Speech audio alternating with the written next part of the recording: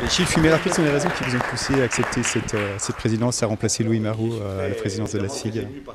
Eh bien, cette présidence, c'est quelque chose que nous devons, nous géographes, je dirais, accepter parce que nous recevons tellement du Festival de Saint-Dié, nous recevons tellement de la ville de Saint-Dié dans notre travail de scientifique que, évidemment, participer à l'organisation d'un festival, bien sûr, c'est beaucoup de travail, mais c'est quand même un honneur et c'est presque même un devoir. Nous recevons énormément de ces contacts avec la population dans la mesure où cela nous aide à mieux cibler nos recherches, bien sûr, à savoir que nous travaillons sur les voyages, sur l'alimentation, sur la géopolitique et tous ces échos que nous avons à Saint-Dié, c'est quelque chose qui donne du sens également au travail des chercheurs qui sont donc des gens dans des institutions publiques. Vous vous inscrivez dans la continuité de Louis Marou. Quelle est votre différence avec lui?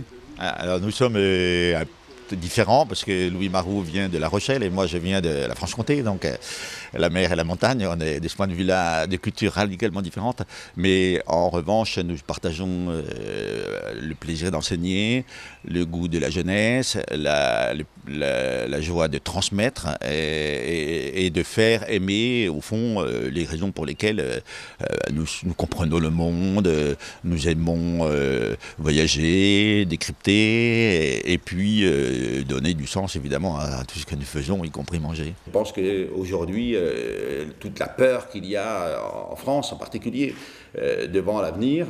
Gilles Fumet, vous connaissez bien également le maire de Saint-Dié-des-Vosges, David Valence. Oui, alors David Valence, je l'ai eu comme étudiant à la Sorbonne quand il préparait l'agrégation de géographie. Alors c'est vrai qu'il était d'histoire, pardon. C'est vrai qu'il était dans un amphithéâtre, mais bon, il y avait des questions, regards et des copies qu'on a corrigées.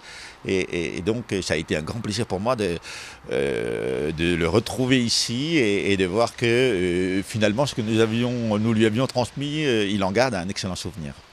Puis Gilles Fumet, vous êtes également à l'origine des cafés géographiques. C'est une aventure qui continue toujours? Oui. Alors les cafés géo, ils sont nés à Saint-Dié en 97 et actuellement nous avons réussi à essaimer dans 27 villes en France et dans les pays francophones où des gens donc spontanément se réunissent et discutent un peu dans l'esprit de Saint-Dié d'une question d'actualité comme par exemple le crash d'un avion dans les Alpes. C'est de la géographie aussi, hein, c'est bien sûr un drame, mais c'est également l'instrumentalisation de l'espace. Vous voyez, donc la géographie par les cafés géo est quelque chose de formidable né ici, dans les Vosges.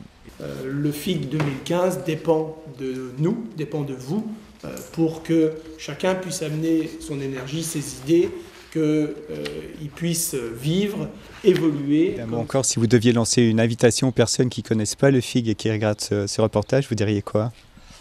Je dirais que c'est le moment ou jamais cette année sur le sujet des utopies de venir faire un tour dans cette ville et ce festival et se rendre compte que la géographie et les rencontres que vous allez faire vont aider à comprendre beaucoup de choses, à donner du sens.